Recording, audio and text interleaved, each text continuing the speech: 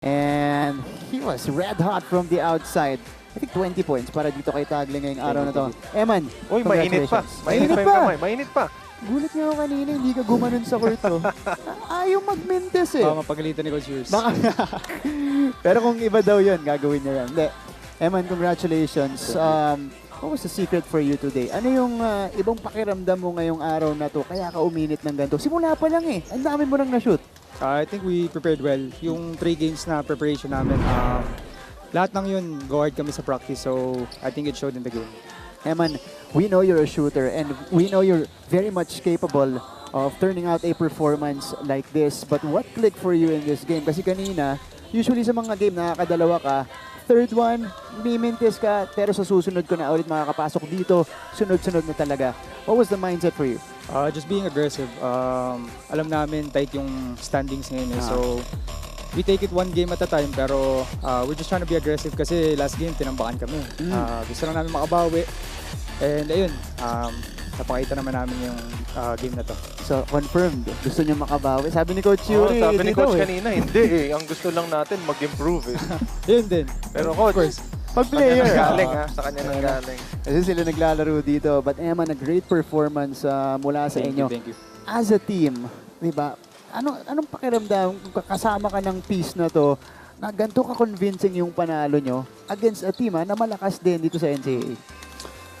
Ayun, last season champion kami so gusto pa rin namin ipakita na kahit madaming nawala and madaming bago, malakas pa rin kami and kaya pa rin namin makapag-content sa NCAA Season 100 Championship.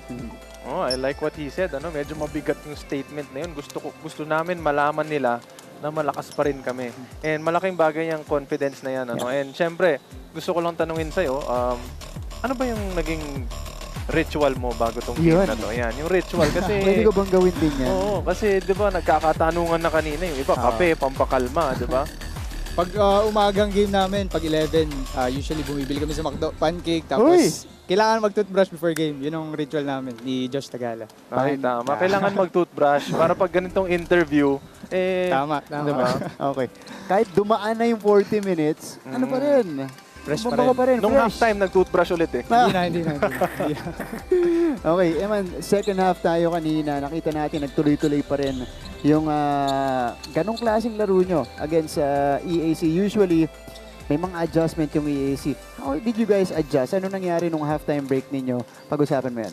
Dun sa namin, dugout, sinasabi lang namin na kahit lamang kami, 0-0 pa rin yung mentality namin pag start ng second half. So ayun, medyo slow start nung una, first few minutes, pero napag-adjust na ulit namin, kami, pinush ulit namin yung pace pagpasok ni AJ. So yun lang yung namin dun. Stay aggressive pa rin kahit malaki yung lamang. Conscious ka ba na pinakita mo sa amin na kaya mo rin mag-dos? Yung layup. Yung mga Kasi layup parang mo kanina. 3 points lang nakikita ko palagi. Oo. Ngayong season nga, Tapos sinasabi sa ni Coach Norman na mababa daw yung 2-point percentage mo. Uy. So, Mas mataas yung 3-point percentage mo. Oh, kita mo yung atake na to.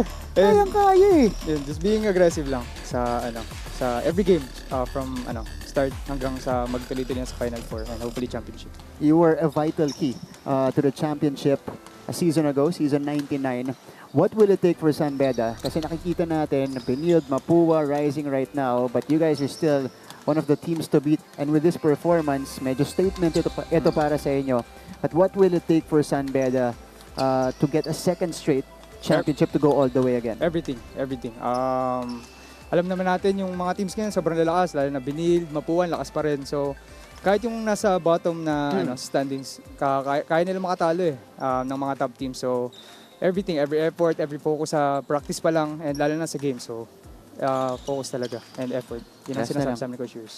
Bago natin na ipasa doon, yung susunod natin kakausapin mamaya, masasabi mo sa performance ni Bismarck and how important is his addition to the team? Pag nakaka-shoot yung mga guards, yung si Yuk sa tres, tapos matche-check ng kalaban, si Bis nandun eh. Papasahan mo lang. Ikaw na bahala, Bis. Ikaw na bahala sa team. Sobrang important. Wala. Galing. Sarap siguro sa pakiramdam nun, no? Yung pasa-pasa lang. After ko shot, ikaw naman. Buong game yata hinanap namin si Pagka Bismarck. sila, ikaw, after na, ikaw naman, di ba? Dami mong option. Sarap siguro sa pakiramdam nun. Si Bismarck pala yung Galing. pagod talaga. Oo, Oh, si siya, Bismarck hindi ako, siya yung gumawa ng trabaho. Siya yung rumamdam nung pagka-physical ng mga sentro. But you had a splendid game today, Eman. 20 Thank you. points across your name. We'll confirm if it's a career high, pero 20 points para dito kay Eman Tagle. Alam ko marami kang babatiin, maraming nanonood sa inyo. Your chance to do it right here. Binabati ko yung buong San Beda community. Thank you lagi sa support nyo. Binabati ko din yung mom ko dyan sa London. Miss you, love you. And yung girlfriend ko. And si, Kuya Arjun Cordero, happy birthday. San Beda, legend yan.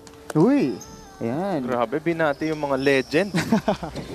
Ikaw, siya na daw kasi yung next in line. Ex-legend yan. Dalawang bati na kay Bobby Arjun. Oo, dalawa na. Oo. Diba? Eman Tagle, congratulations. Our Thank you, best thank you. player of the game. 20 points, red hot from